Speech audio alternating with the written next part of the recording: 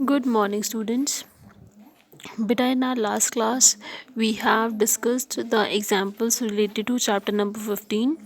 Today is 17th of November, Tuesday, and we have done the examples related to probability chapter number 15, and we have started our exercise 15.1. हमने start कर ली थी and I have given you question number 1 and question number 2 as your homework. I hope आप लोगों ने ये questions कर लिए होंगे. ठीक है, अब हम चलते हैं क्वेश्चन नंबर 3 पर. Let's move on to question number 3 of exercise 15.1. Read it out बेटा.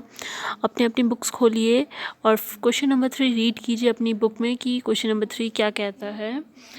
Why is tossing a coin considered to be a fair way of deciding which team should get the ball at the beginning of the football game?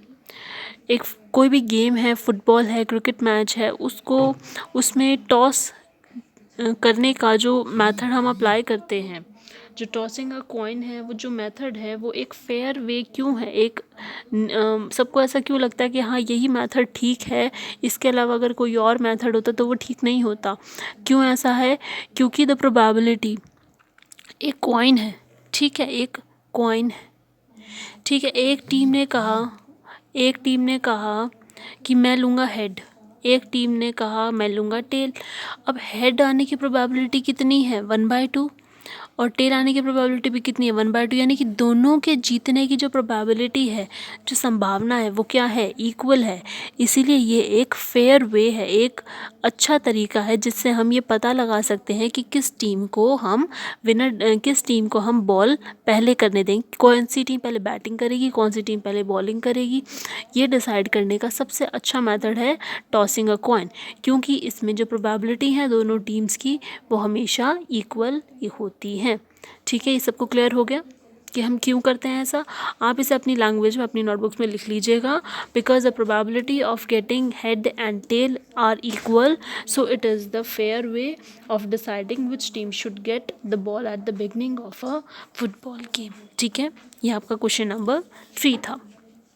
Clear हो गया सबको?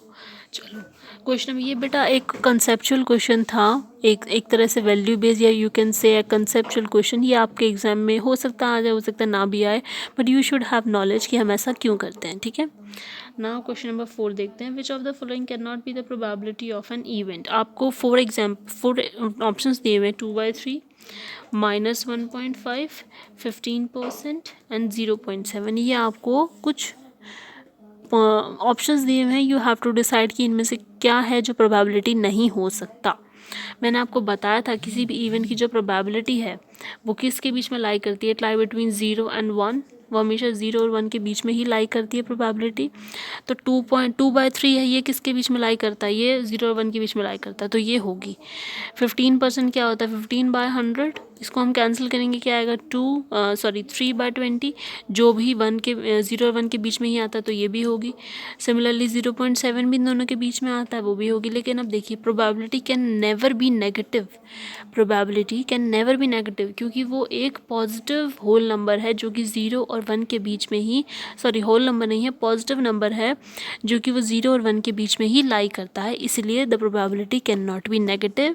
सो -1.5 is the probability of an event which can not be the probability any more. ठीक है, this is your question number 4.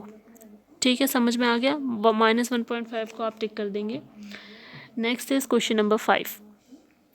Question number 5 says that if PE is, question number 5 है आपका, if PE probability of any event आपको दिया हुआ है 0.05. You have to find the probability of not ई.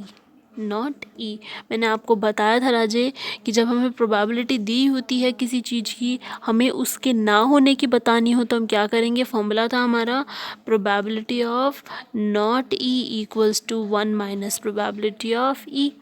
तो 1 minus 0.05 is equals to 0.95 is the probability of not E. This is your answer.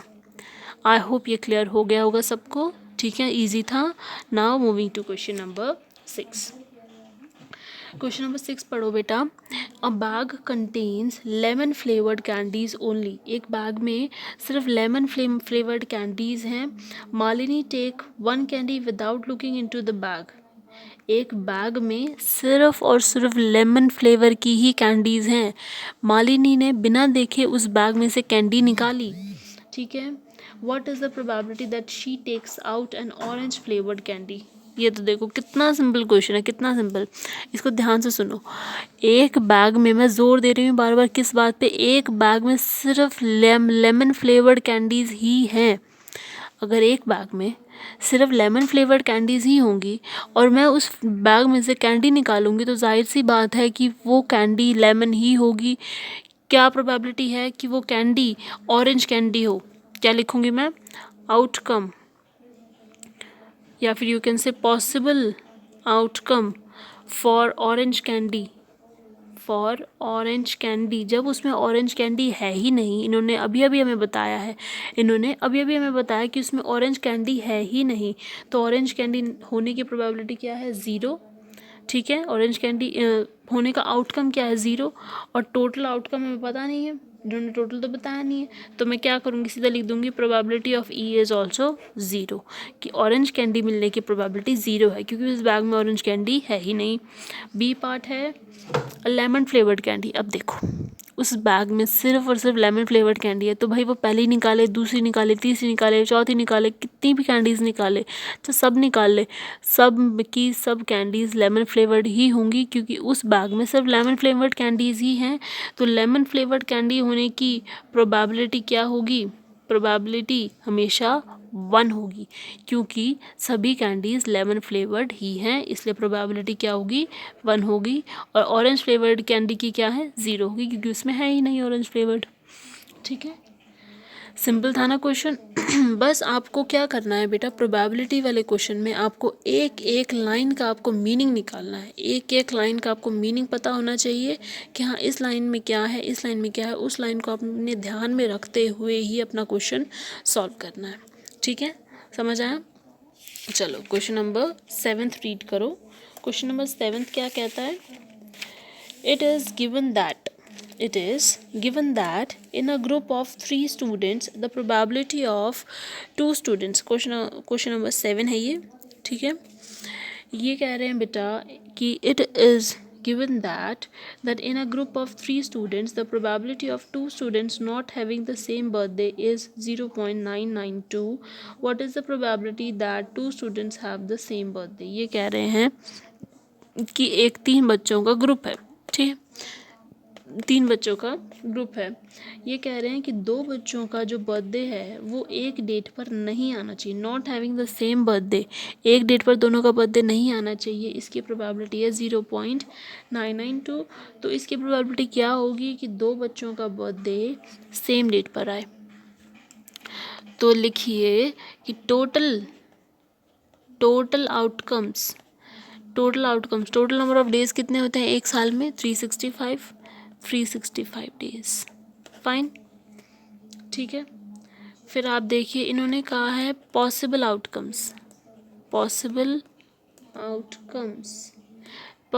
छोड़िए, इन्होंने सीधा प्रोबेबिलिटी दी हुई है। प्रोबेबिलिटी कि 2 students not having same birthday कितनी है? 0.992 है। तो probability 2 students have same birthday क्या होगी? प्रोबेबिलिटी 1 में से 0.992 को सब्ट्रैक्ट कर देंगे, क्या आ जाएगा? कैंसिल करो इन्हें, आपका आ जाएगा 0.008 इज़ द प्रोबेबिलिटी कि उन बच्चों का बर्थडे एक डेट पर आ रहा है। 2 बच्चों का बर्थडे एक डेट पर आ रहा है, इसकी प्रोबेबिलिटी ये है। एक डेट पे नहीं आ रहा है, इसकी प्रोबेबिलिटी हमें गिवन थी, हमने 1 में से इसको सब्ट्रैक्ट कर दिया। ठीक है, प्रोबेबिलिटी ऑफ ई दिया हुआ है, प्रोबेबिलिटी ऑफ नॉट ई निकालना है। प्रोबेबिलिटी ऑफ नॉट ई दिया हुआ है, प्रोबेबिलिटी ऑफ ई निकालना है। दोनों ही केस में जो गिवन प्रोबेबिलिटी है उसमें से आप 1 को माइनस कर देंगे। समझ में आ गया? चलिए let's see question number 8। Question number 8 read करो बेटा। ए बैग कंटेन्स 3 रेड बॉल्स, एक बैग है बेटा, उसमें 3 रेड बॉल्स हैं and 5 black balls, a ball is drawn at random. हाँ जी, क्वेश्चन नंबर 8 में अ bag contains 3 red balls 5 black balls. ठीक है, एक बैग है जिसमें 3 रेड बॉल्स हैं, 5 ब्लैक बॉल्स हैं। One ball is drawn at random from the bag, एक बॉल जो है वो बैग में से रेंडमली हमने पिक किया है। What is the probability that the ball drawn is red? In first part you have to tell the what is the probability कि वो जो आपने बॉल निकाली है वो रेड कलर की होगी, and in B part you have to do that what is the probability that जो बॉल निकाली है आपने वो रेड कलर की नहीं है। ये आपको पता लगाना है। ठीक है, अब देखो हम क्या करेंगे। आई वुड से सबसे पहले हम क्या करेंगे, टोटल आउटकम निकालते हैं। टोटल आउटकम्स, पहले बताइए उस बैग में बॉल कितनी है? 3 रेड हैं, 5 ब्लैक हैं, यानी टोटल बॉल्स कितनी होगी? 8 बॉल्स। कितनी बॉल्स होगी? 8 बॉल्स होगी। अब देखिए इन्होंने क्या कहा, अच्छा 4 ग्रीन भी हैं, सॉरी 4 ग्रीन बॉल्स भी हैं, तो ये कितनी होगी? 12 बॉल्स होगी। कितनी बॉल्स? 12 बॉल्स हो गई, टोटल 12 बॉल्स हैं। उसके बाद देखिए आप क्या करेंगे, फर्स्ट पार्ट में possible outcome for red ball, possible outcome for red ball, red balls कितनी है बेटा? 3 हैं, तो पॉसिबल आउटकम्स भी कितने होंगे? 3 ही होंगे। Now probability of red ball की प्रोबेबिलिटी क्या है कि वो जो बॉल है रेड होगी, is number of possible outcome upon में total outcome, this is the formula only. What is the possible outcome here? 3, and what is total outcome? Total outcome is 12. क्या करेंगे आप इसको सॉल्व करेंगे, योर आंसर वुड बी 1/4, यानी 1/4 is the probability कि जो आपने वो बॉल निकाली है बैग में से वो रेड कलर की होगी। इसकी प्रोबेबिलिटी 1/4, यानी कि जब हर 4 बॉलों में एक बॉल जो है वो रेड होगी, इसका मतलब ये है। ठीक है, सेकेंड पार्ट क्या है बेटा? नॉट रेड, नॉट रेड, ये बेटा आप डायरेक्ट भी कर सकते हो इसको, और इसको करने के 2 तरीके हैं। एक तो ये है, आप रेड बॉल को छोड़ दीजिए और बाकी सारी बॉल्स कैलकुलेट कीजिए, कितनी है? 9, और 9 टोटल, सॉरी इसमें देखिए आप पॉसिबल आउटकम क्या लिखेंगे नॉट रेड की, कि रेड को छोड़ के बाकी सारी बॉल्स कितनी है? 9, तो possible outcome for red ball is 9 by पे टोटल इज़ 12, 9/12। इसको आप सॉल्व करेंगे 3/4 आ जाएगा, या फिर आप ये कर सकते हैं कि 1 minus probability of red ball, 1 minus 1/4 is 3/4। देखिए वही आंसर आ रहा है आपका। ठीक है, तो 2 फॉर्मूले हैं, 2 तरीके हैं।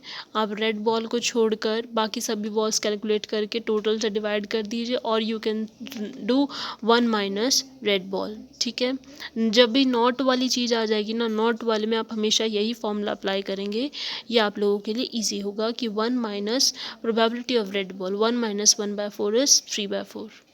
आई होप ये क्वेश्चन सबको अच्छे से क्लियर हो रहे होंगे, किसी को कोई डिफ़िकल्टी नहीं आ रही होगी। मैं सब चीज़ एक एक कंसेप्ट आपको रिवाइव करवाते हुए करवा रही हूँ, सो दैट आपको अच्छे से क्लियर हो जाए।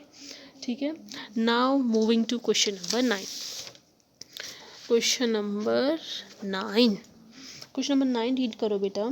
एक बॉक्स है, 1 बॉक्स कंटेन्स 5 रेड मार्बल्स। ठीक है, एक बॉक्स है आपके पास, उसमें 5 रेड मार्बल्स हैं, 8 वाइट मार्बल्स हैं एंड 4 ग्रीन मार्बल्स हैं। तो टोटल आउटकम्स कितने हुए?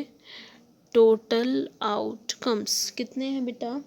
5 रेड हैं, ठीक, 8 वाइट हैं और 4 ग्रीन हैं। तो टोटल कितने हुए? 5 + 8 13, 13 + 4 17 marbles. Total outcomes are 17 marbles. Now 1 marble is taken out of the box at random. Randomly एक marble जो है वो box में से आपने pick किया है. What is the probability that marble taken out is of first part red color? तो number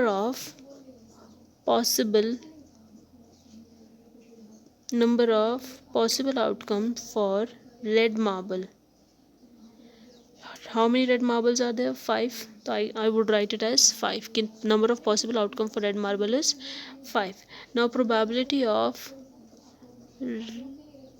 red marble is number of possible outcome for red ball upon में total outcomes. Now what are these? This is 5. What is total? Total is 17. The answer would be 5/17. समझ में आ गया सबको? Red marble निकालने की probability clear हुई. उसके बाद है हमारा white marble. Now number of, या आप अपनी नोटबुक में इसी तरीके से लिखेंगे जिस तरह से मैं आपको आपके नोट्स में आपके लिखवा रही हूँ. इसी तरह आप अपने नोट्स बनाएंगे. इसी तरह से आप हर एक क्वेश्चन को सॉल्व करेंगे सो दैट अगर एग्ज़ाम टाइम में आपको कुछ ना आए तो आप अपनी नोटबुक्स में चेकआउट कर सको, रिवाइव कर सको कि मैम ने हमें क्या टीच किया था. ठीक है. Now number of possible outcomes for white marble. Number of possible outcome for white marble कितने हैं? 8. Now probability of white marble 8/17. इसका क्या आ गया? 8/17. फिर आता है not green.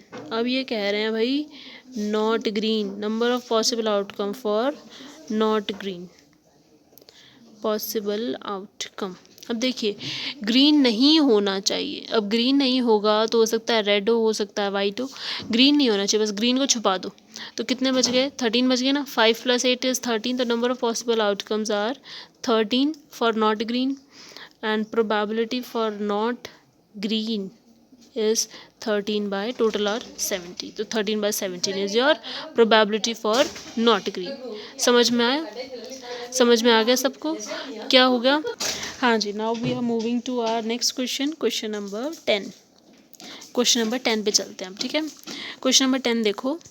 Read our question number 10. A piggy bank contains 100 550 paisa coins and 51 rupee coins, 22 rupees coin and 10 5 rupee coins. ठीक है. एक पिगी बैंक है आपके पास. आई होप क्वेश्चन आप रीड कर रहे होंगे.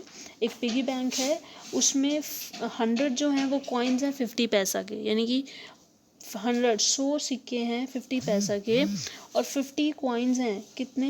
1 रुपी कॉइन है 50, और 2 रुपी कॉइन्स हैं 20, और 10 रुपीज़ 5 रुपी कॉइन्स हैं 10. ठीक है.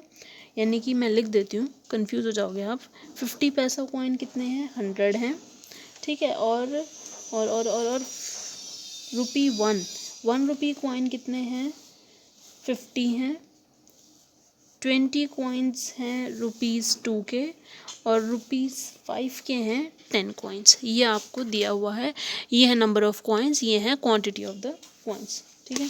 उसके बाद कह रहे हैं it is equally likely that one of the coin is fall out when the bank is turned upside down. What is the probability that the coin will be 50 paisa coin will not be a 5 rupee coin? ये कह रहे हैं कि वो bank ना, जब हमने उल्टा किया उस पिगी बैंक को, उस गुल्लक को जब हमने उल्टा किया तो उसमें से एक सिक्का गिर गया. तो क्या प्रोबेबिलिटी है कि वो सिक्का जो गिरा वो 50 पैसा कॉइन होगा? इसकी क्या प्रोबेबिलिटी है? And second part you have to show that जो सिक्का गिरा है वो 5 रुपये का नहीं है, बाकी वो किसी का भी हो. तो सबसे पहले यू हैव टू राइट कि टोटल आउटकम्स कितने हैं? 100 + 50 150, 150 + 20 170, 170 + 10 180 आर द टोटल आउटकम्स. या you can say total coins. Total coins कितने हैं? 180 हैं. ठीक है. उसके बाद देखिए number of possible outcome for 50 पैसा कॉइन. 50 पैसा कॉइन के पॉसिबल आउटकम्स कितने हैं? 100 हैं. कितने हैं? 100 हैं. नाउ प्रोबेबिलिटी ऑफ 50 पैसा कॉइन कितनी होगी? 100 अपॉन में टोटल इज़ 180. कैंसिल कर दीजिए. इसको कितना आ जाएगा? 5 एंड इट इज़ 9. 5/9. तो 5/9 is the probability that the coin which is fallen is 50 पैसा कॉइन. ठीक है. फर्स्ट पार्ट क्लियर हो गया सबको. अब सेकेंड पार्ट देखो कि वो जो सिक्का है, वो जो कॉइन है, is not a 5 rupee coin. If it is not 5 rupee coin, one number of possible outcome for not ₹5 coin.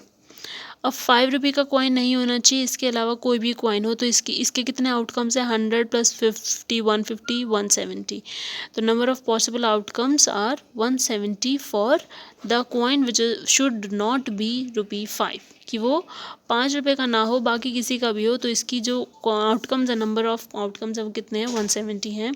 तो probability of not 5 rupee coin is 170 by 180, or you can say 17 by 18. This is your answer. Clear हो गया सबको? हमने क्या किया है, सबसे पहले हमने टोटल आउटकम्स निकाले, टोटल नंबर ऑफ कॉइन्स। उसके बाद हमने आउटकम्स निकाले कि वो जो कॉइन है वो 50 पैसा कॉइन है, उसकी कितने आउटकम्स हैं? 100।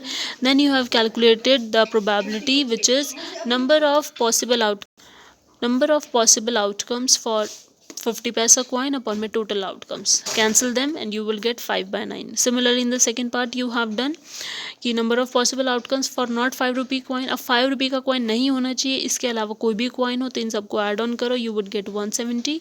And if you would find the probability, the answer would be 17 by 18. ठीक है, क्लियर हो गया सबको? बहुत अच्छे से, चलो good. Now we are moving to our next question number 11। Question number 10 तक सबको क्लियर हो गया बहुत अच्छे से? आई होप क्लियर हो गया होगा अच्छे से। ठीक है, अब हम देखते हैं हमारा question number 11। Question number 11 read करो। रीड आवर क्वेश्चन नंबर 11 बेटा। Gopi buys a fish from a shop for his aquarium. The shopkeeper takes out one fish at random from the tank containing 5 male fish and 8 female fish. What is the probability? What is the probability that the fish taken out is a male fish? बेटा एक लड़का है गोपी, उसने क्या किया है, एक aquarium ख़रीदा है। ठीक है, फिशेस ख़रीदी हैं उसने शॉप से फॉर हिज एक्वेरियम। उसने क्या किया, शॉपकीपर ने एक फ़िश रैंडमली निकाली फॉर द एक्वेरियम, और उस टैंक में 5 मेल फिश हैं और 8 फीमेल फिश हैं। ठीक है, क्या किया उसने, देखो सबसे पहले हम क्या लिखेंगे कि टोटल, चलो नेक्स्ट पे करते हैं, रुको नेक्स्ट पे देखो, इधर देखो क्वेश्चन नंबर 11 टोटल आउटकम। सबसे पहले ये बताओ कि उसमें फिशेस कितनी हैं, टोटल आउटकम्स कितने हैं, यानी कि कितनी फ़िश हैं? 5 मेल फिश हैं और 8 फीमेल फिश हैं। तो आई कैन से 13 फिश हैं total. I can say 13 fish हैं, तो 13 क्या हो गया इसका टोटल आउटकम हो गया कि टोटल आउटकम्स आर 13। क्लियर? उसके बाद ही कह रहे हैं what is the probability that the fish taken out is a male fish. तो नंबर ऑफ वेरी इजी ना, possible outcome for male fish. सबसे पहले बताइए मेल फिश हैं कितनी? 5 हैं। तो number of possible outcomes are 5 for the male fish. So I can write की probability for male fish equals number of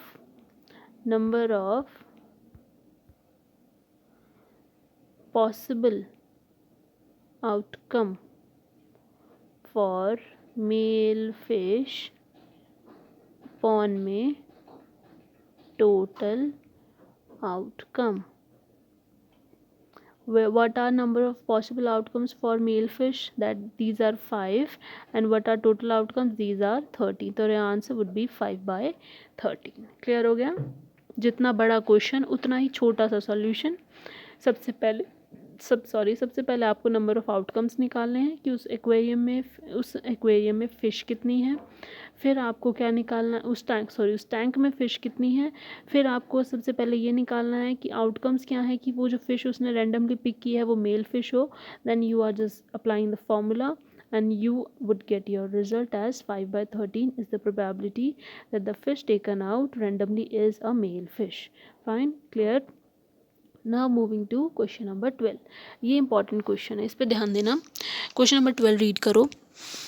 A game of chance consists of spinning an arrow which comes to rest pointing at one of the number 1 2 3 4 5 6 7 and 8.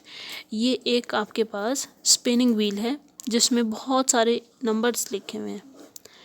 ठीक है, 1 2 3 4 5 6 7 and 8 numbers लिखे हुए हैं। यहाँ पर एक needle है, इसको क्या कर रहे हैं हम, रोल करवाते हैं ठीक है, इसको हम व्हील को रोल करवाते हैं और ये निडल जो है ये रुकने के बाद किसी एक नंबर के ऊपर रेस्ट करती है, रुक जाती है। Now what is the probability कि वो जो पॉइंट कर रही है वो 8 पे पॉइंट करे। तो सबसे पहले हम निकालेंगे total outcomes. What are the total outcomes कि वो जब रेस्ट करे तो वो किस निडल पे आएगी। उसके लिए टोटल आउटकम्स कितने हैं, 8 हैं। कितने हैं, 8 हैं। Now in first part number of possible outcome, number of possible outcome for 8 कितने हैं, 1 है, एक ही बार है ना 8, तो एक ही आउटकम है 8 के लिए। तो what is the probability for 8, E1 लिख लेते हैं इसको। व्हाट इज़ द प्रोबेबिलिटी कि वो जो नंबर है वो 8 पे रुकेगा, इसकी प्रोबेबिलिटी है 1/8। पॉसिबल आउटकम अपॉन में total outcome. Fine. Now second part कि वो ऑड नंबर हो। Odd number, what are the odd numbers, क्या क्या है, 1 2 3 4 5 6 7 and 8. These are the 8 numbers.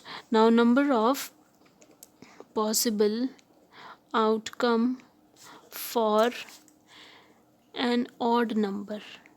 For an odd number. odd number क्या क्या है इसमें, सर्कल कर दो। 1 है, 3 है, 5 है, 7 है। कितने हैं, 1 2 3 4। तो number of possible outcomes for an odd number is 4. Now probability that the number is an odd number, that is PE2 is equals to 4/8. मैं फॉर्मूला नहीं लिख रही हूँ, आपको फॉर्मूला मेंशन करना है। 4/8 विच इज़ 1/2। क्लियर हो गया, समझ में आया कि number of possible outcomes for an odd number upon my total outcomes 4/8, you would cancel them and you would get as 1/2। सबको क्लियर हुआ। नाउ क्वेश्चन नंबर 3, मतलब पार्ट 3, इसका पार्ट 3 है that the number greater than 2। अब वो जो number है वो 2 से बड़ा होना चाहिए। Number of possible outcome for greater than 2। 2 से बड़े कितने हैं भाई, 1 2 3 4 5 6, कितने हो गए, 6। तो 6 P ऑफ E3 कितना होगा, 6/8, दैट इज़ 3/4। आंसर आ गया हमारा 3/4। Number of possible outcomes upon में total outcomes, your answer is 3/4। Clear हुआ सबको अच्छे से। Now next part number 4, fourth part. ये थोड़ा सा ट्रिकी है, इसको देखो ये क्या है। फोर्थ पार्ट कह रहा है that the number is less than 9, number should be less than 9। क्या क्या नंबर है, पहले ये लिख लो, 1 2 3 4 5 6 7 8। अब देखो ये सभी नंबर 9 से कम है, सभी नंबर 9 से छोटे हैं, तो आई कैन राइट कि number of possible outcome for less than 9 is 8। सभी के सभी 8 है तो 8 के 8 होंगे।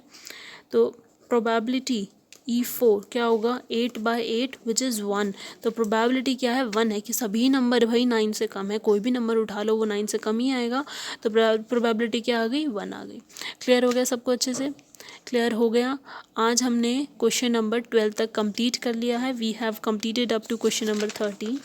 ठीक है, your homework is that you have to try question number 13।